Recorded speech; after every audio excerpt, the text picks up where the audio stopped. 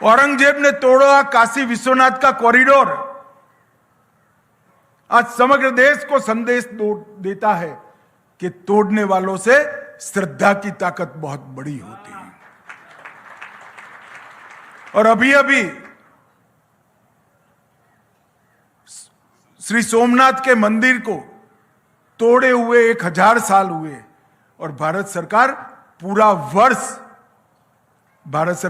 वर्ष सोमनाथ स्वाभिमान वर्ष के रूप में मनाने जा रही है। हमारे श्रद्धा स्थान को 16 बार तोड़ा गया, 16 बार फिर से बना, और तोड़ने वाले गिजनी, खिलजी, मोहम्मद बेगड़ा सब कहीं ना कहीं गुम हो गए। सोमनाथ की सनातन की ध्वजा आज भी दिगंत पर लहरा रही है। कश्मीर से धारा 370 हट गई, महाकालेश्वर का कॉरिडोर बना,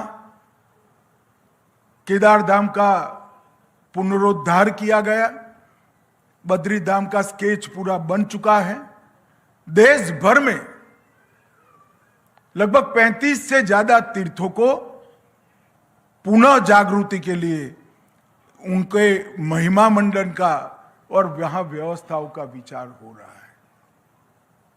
मातृभाषा में शिक्षण करने का अब कोई विरोध नहीं हो रहा है, साहजिकता से स्वीकार कर लिया गया है। देश के प्रधानमंत्री विश्व में कहीं पर भी जाते हैं, जब हिंदी में बोलते हैं ना, पूरे देश की छाती गजगज फूल जाती है।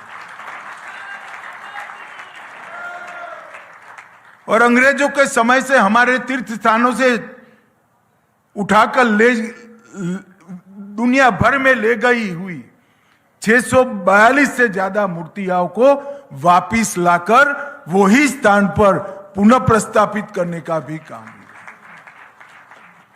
मित्रों, जागृति की जो लहर आई है, उसमें करोड़ों संतों ने जो विकट समय के अंदर धर्म, सत्य और संस्कृति को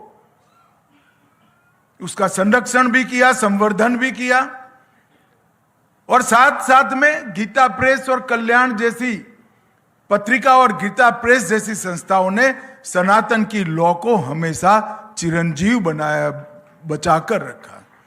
और उसके कारण आज हम देश में पुनः जागरण का माहौल देख रहे हैं।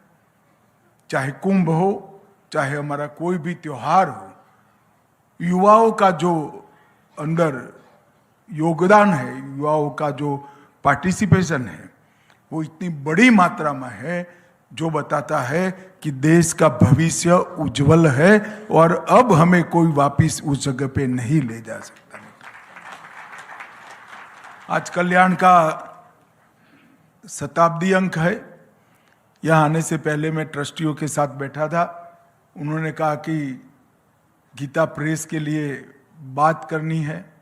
मैंने बोला आज तो कोई बात नहीं होगी भाई, आप सब मेरे घर पर आइए, आराम से बात करेंगे और आगे 100 साल क्या करना चाहिए इसका भी जरूर सोचना चाहिए। जब अंग्रेज थे तब भी, और जब भारत में नई शुरुआत नहीं हुई थी तब भी।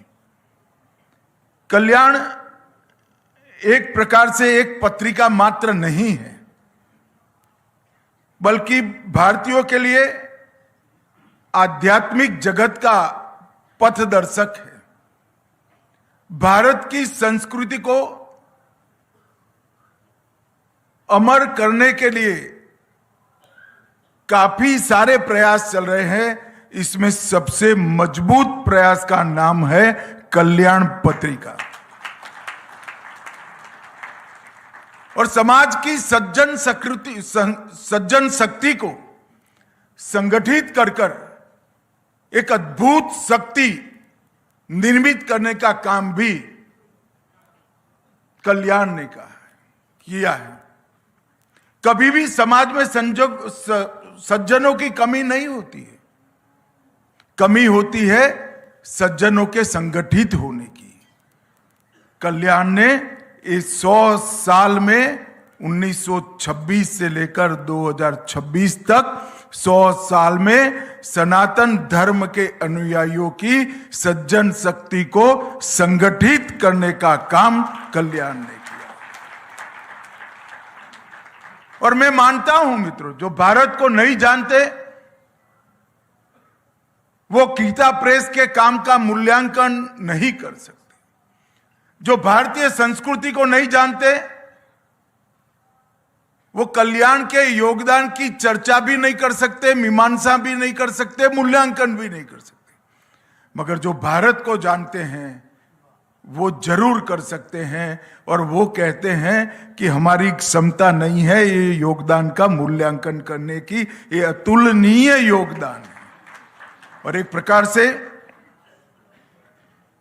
मेरे लिए बहुत सौभाग्य का विषय है कि कल्याण के शताब्दी अंक के विमोचन के दिन पूज्य संतों से भरे हुए इस मंच पर मुझे भी उपस्थित रहने का एक मौका मिला है। मित्रों, एक कल्याण जैसी विचार को प्रचारित और प्रसारित करने वाली पत्रिका का 100 साल पूरा करना अपने आप में बहुत बड़ी उपलब्धि है। जब से कल्याण शुरू हुआ तब से लेकर आज तक निरंतर सनातन धर्म और भारतीय संस्कृति के लिए कल्याण का एक एक शब्द, एक एक वाक्य और एक एक अंक इसको समर्पित रहा। कई सारे लेखकों की, मनीषियों की, श्रद्धेय संतों की तप और साधना ने इस पौधे को सींचने का काम किया है।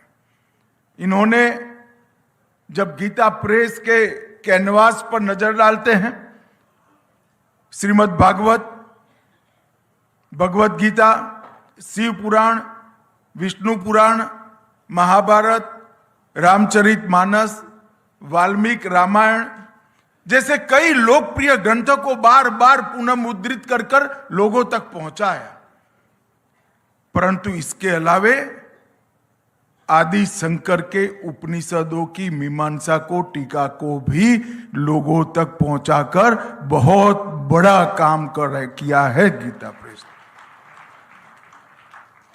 और मैं मेरे ही घर की बात करता हूं। मैं तो बहुत छोटा था और मेरी दादी चल बसी, मगर मेरी बहनों से मैंने सुना है मेरी दादी जो गीता पढ़ती थी वो गीता प्रेस की थी। मेरी माँ ने भी गीता प्रेस के पुस्तक पढ़े और आज मेरी पोती भी अपनी स्कूल के बक्से में हनुमान चालीसा रख कर जा रही है वो गीता प्रेस का। 4-4 पीढ़ियों से सनातन के रास्ते पर हर पीढ़ी को वो ही साहित्य जरा भी डाइल्यूट करे बगैर, इसके अंदर विकृति लाए बगैर लोकभोग्य बनाने का काम गीता प्रेस ने किया है।